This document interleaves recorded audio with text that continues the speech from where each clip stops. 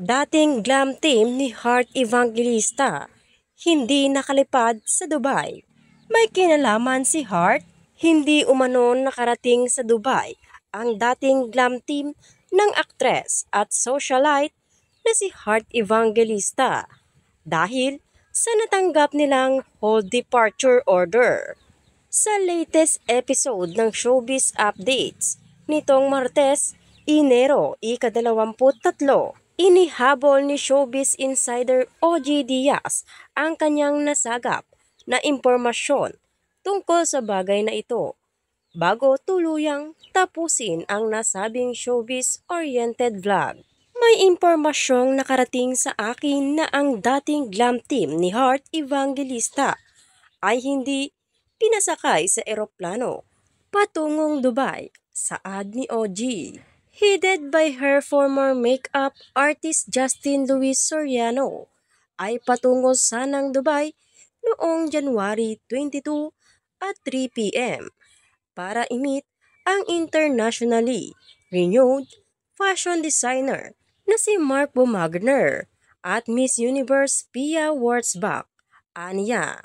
Pero hindi raw sila natuloy na makasakay ng eroplano dahil sa check-in counter pa lang ay tumagal na ang glam team ng Miss Universe 2015.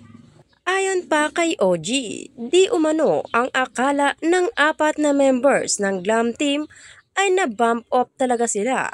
Pero ang chika sa amin na sana hindi ito totoo. Ipinatawag sila sa immigration para ito ang magsabi na sila ay mayroong hold departure order. Na-shock na lamang daw ang buong glam team sa kanilang narinig.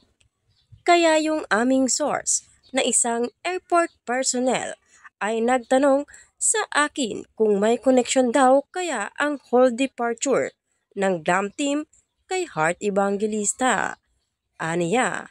Bukod pa rito, inusisa rin umano si OG kung sinampahan daw ba ni Heart ng kaso ang kanyang dating glam team kaya nagkaroon ng hold departure order. Pero paglilinaw ni OG, wala raw siyang alam na sagot mula sa mga nabanggit sa tanong. Matatandaang Hulyo noong nakaraang taon nang napaulat ang tungkol sa isyong ito matapos mag-unfollowan ni na Heart at ng kanyang dating glam team sa kanilang Instagram account.